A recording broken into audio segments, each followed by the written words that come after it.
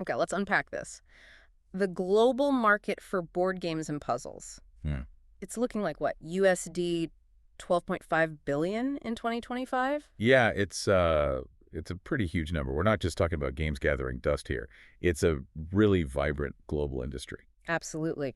So today on the deep dive, we're taking a look at a recent report, trying to get a clearer picture of, what's driving all this and where it might be heading. Exactly. We've got this 2025 Global Board Games and Puzzles Market Report. It's quite comprehensive, covers 2021 right through to projections for 2033. Right. So think of this as us doing the legwork, pulling out the really key trends, the big numbers, the kind of interesting insights for you. Yeah, giving you those aha moments without getting totally bogged down in data. So, okay, USD 12.5 billion next year. That's the starting point. But is it growing fast? Is there real momentum? Oh, definitely momentum. The report sees the global market hitting USD 23.18 billion by 2033. Wow, okay. And the key figure there is the compound annual growth rate, the CAGR. It's projected at 8.00% between 2025 and 2033. 8%. That's a really strong, steady climb. It is. It shows a really healthy, expanding market, not just a blip. So what's fueling this? Why are people picking up, say, Catan instead of just scrolling on their phones for another hour? Well, a big factor is just access. It's so much easier to find and buy games now. Online stores, e-commerce. It's opened the market up globally. Right. Availability. Plus, as disposable income rises in many places, people are looking for more engaging ways to spend their downtime, their leisure time. Makes sense. Easier to buy, more money to spend. That usually equals growth. But the report mentioned something specific about the type of demand, didn't it? Precisely. It's not just about killing time.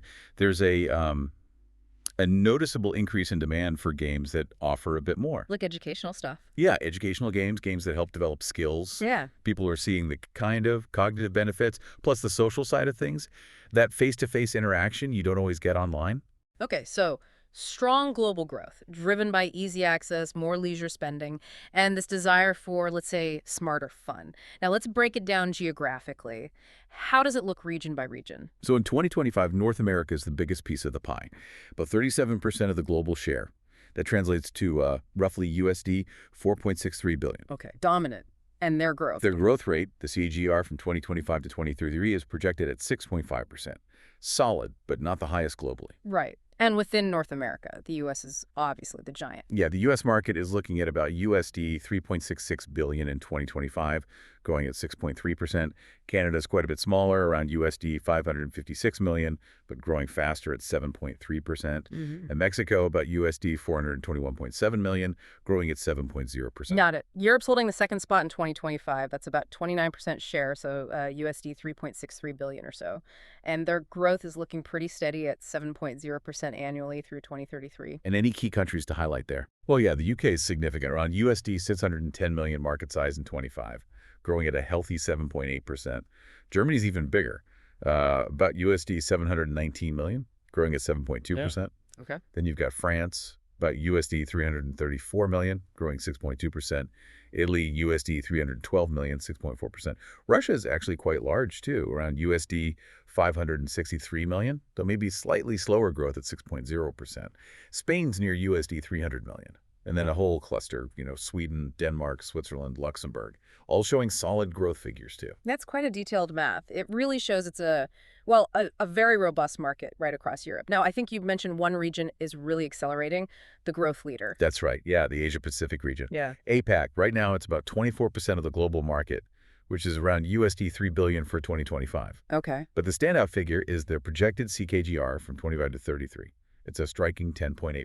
Wow, nearly 11% annual growth. That's huge. What's behind that surge in APAC? Well, China's a massive part of it. Their 2025 market is estimated at USD 1.26 billion, and they're expected to grow at 10.3%. Right. Japan's also significant, maybe USD 415 million, growing at 9.3%. South Korea around USD 361 million, 9.9% growth. But India really jumps out. A higher growth there. Yeah, a projected growth rate of 12.7%. That's on a 2025 market of about USD 300 million. Really rapid expansion. Okay. And you see strong growth elsewhere too. Australia, Singapore, Taiwan, Southeast Asia as a whole, all showing double-digit or near double-digit growth potential. So APAC, and especially India within that, is definitely the region to watch for the fastest expansion. What about the other regions? South America, Middle East, Africa, how do they slot in? Okay, so South America makes up about 4% of the global market in 2025. That's around USD 476 million. Yeah. But it's growing quite nicely, projected 8.7% annually. Still strong growth. Yeah, Brazil leads there, about USD 204 million, growing at 9.3%. Then you've got Argentina, Colombia, Peru, Chile, all showing solid growth, mostly between 8.5% and 9.6%. Okay. And the Middle East? Also around a 4% share. So about USD 501 million in 2025. And their growth is projected even higher at 9.3%. Saudi Arabia and the UAE are the biggest players there. Interesting, matching South America's growth pace and Africa. Africa currently has the smallest share, about 2.2%, maybe USD 276 million in 2025. But again, solid growth projected at 8.3%. South Africa and Nigeria are the main markets highlighted. Okay, wow. That's a really thorough trip around the globe. It's clear this isn't just a Western thing. Board games and puzzles seem to be catching on almost everywhere. Now, we talked drivers. What about the flip side? Any potential roadblocks or challenges mentioned in the report? Yeah, there are a couple of key restraints they point out. The obvious one is competition. Mm-hmm. Digital gaming, mobile apps, Mm-hmm. they're constantly competing for that same leisure time and entertainment spending. Right, the screen time battle. Exactly. And often digital options are, instantly accessible, sometimes cheaper. The other potential restraint is that some board games, especially the really complex or niche ones, might just have a more limited appeal compared to, say, a blockbuster movie or a mainstream video game. That makes sense. You're fighting for attention, fighting for those free hours. So, given that competition, what are the key trends? How are companies trying to stay relevant and keep growing? Well, one really interesting trend is the push towards eco-friendly and sustainable materials. Ah, like less plastic. Exactly. More recycled cardboard, sustainably sourced wood. Consumers are increasingly aware of this stuff and looking for products that match their values. Okay, sustainability. What else? And another big one is the growth of board game cafes and events. These places create a real social hub around gaming. It's not just something you do at home anymore. They build communities, introduce new people to the hobby. Yeah, I've seen more of those around. It's like a physical social network for games. So who are the big companies making all this happen? Who are the names to know? The report lists quite a few. You've Yeah. got the giants, obviously, Hasbro, Mattel, but then also really influential players like Ravensburger, Asmodee Group, and Asmodee owns a ton of other publishers. Right, they're huge. Yeah. Fantasy Flight Games, Goliath Games, Spin Master, Blue Orange, Aiello, Mindware, Kajito Games, North Star, Ajaboa, Z-Man, Jumbo Games. It's a crowded field. That's quite the roster. And what are they doing to, compete and innovate? Innovation is definitely the name of the game. They're constantly working on new designs, new themes. Some are exploring tech, like augmented reality. There's a big focus on educational aspects, too. Mm-hmm.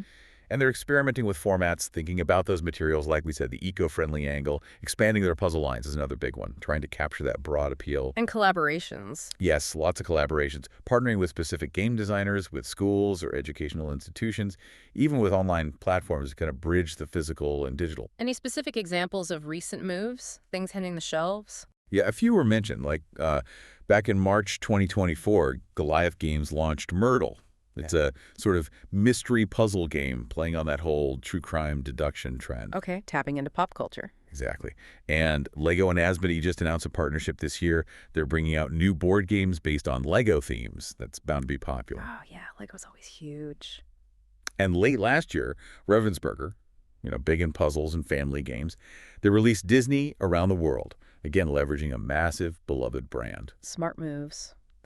Okay, the report also dives deeper, right? It breaks the market down by different segments, like types of games, who's playing, what they're made of. Absolutely. So if we look at product type, puzzle games actually dominate the market share right now. Just classic jigsaw puzzles and things. Yeah, jigsaws, but also logic puzzles, mystery puzzles like Myrtle. They appeal to all ages, offer those cognitive benefits. They're pretty accessible, and there's always new themes, new licenses. Right. But is anything growing faster? Yes. The fastest growing product type is deck building games. Okay, explain deck building quickly. Sure. It's where you start with a small basic set of cards, and during the game, you acquire better cards to add to your deck, making it more powerful or efficient. Think Dominion or Star Realms. Their growth suggests people are really getting into more strategic games, games with lots of replayability, and building communities around them. Interesting.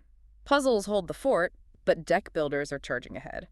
What about the overall game type, like strategy versus party games? Well, in terms of game type, strategy and war games actually have the biggest slice of the market currently. We're classics. Yeah, they got a really dedicated fan base. People love the depth, the longer play times, the tactical thinking, and they often foster great social interaction, believe it or not. Mm-hmm. And the fastest growing in that category. That would be role-playing games, Yeah. RPGs. Like Dungeons and Dragons. Exactly. That whole genre is booming, Yeah. driven by immersive storytelling, character development, the huge popularity of tabletop RPGs, plus all the fantasy and sci-fi fandom and, cross-media stuff like Stranger Things, boosting D&D again. Right, the cultural zeitgeist helps there. Okay, what about category? How does that break down? So, by category, tabletop games hold the largest share.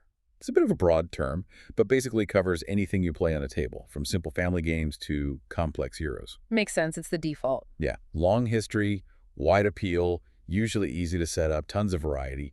But what's growing really rapidly is miniature games. Ah, like Warhammer, with the little figures. Precisely. Games like Warhammer, Star Wars, Legion. The appeal is partly visual, the detailed models, but also the immersive gameplay, the active communities, tournaments, and the whole hobby aspect of collecting, painting, customizing. Okay, so tabletop is king, but miniatures are making a big splash. Now, who's actually playing? What about age group? Currently, the largest share belongs to the 8 to 13-year-old group. Kids that age love social games, educational games. It fits well with their development. Right. But the segment for players above 13 years old is growing really significantly. Adults getting into it more. Exactly. Yeah. The rise of adult board gaming as a serious hobby. More interest in those complex strategy games, RPGs we talked about. Yeah. People willing to spend more on premium games, plus those board game cafes catering to an older crowd. Good to see it's not just for kids. Okay, materials. What are these games actually made of? Right now, cardboard is overwhelmingly the dominant material. It's affordable, versatile for boards, cards, boxes, easy to manufacture in bulk. Standard stuff. Pretty much. But wood is the material segment showing really strong growth. Why wood? Well, it ties into that demand for premium games, for eco-friendly options, for durability. Wood just feels higher quality, more tactile. It enhances the experience for people looking for something a bit special, and it fits the sustainability trend. So cardboard for volume, but wood for that premium sustainable feel. Lastly, how are they actually printed? Printing technology. Offset printing is the leader there. It's the established tech for high volume, high quality printing, great for detailed artwork on boxes and components, cost effective for big print runs. The industry standard. Pretty much.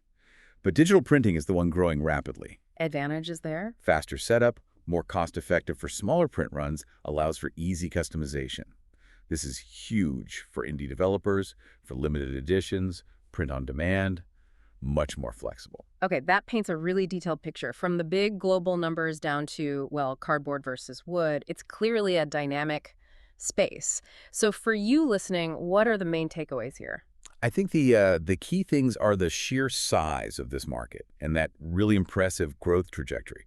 We're talking billions now, heading towards tens of billions. Right. And seeing where it's growing, especially that rapid expansion in Asia Pacific, is important. Plus, understanding the why. The online access, the demand for educational or skill-based games, and those key trends like sustainability and social gaming spaces, it gives you a really solid handle on the industry. Absolutely. Whether you just enjoy playing games yourself, or maybe you're thinking about opportunities in the industry, or even if you're just curious about entertainment trends, understanding these dynamics is, well, pretty valuable. Digging into all this does raise an interesting question for the future. With digital stuff becoming more and more dominant in our lives, what's the next big thing for board games? What's the next innovation that leans into that tangible face-to-face experience they offer? That's a great question to think about, and maybe link to that. With the growing demand for educational games, how else might board games evolve? Could they play an even bigger role in learning, not just for kids, but maybe across all age groups? Definitely food for thought. How does this physical medium continue to thrive and innovate in an increasingly digital world? It'll be fascinating to watch.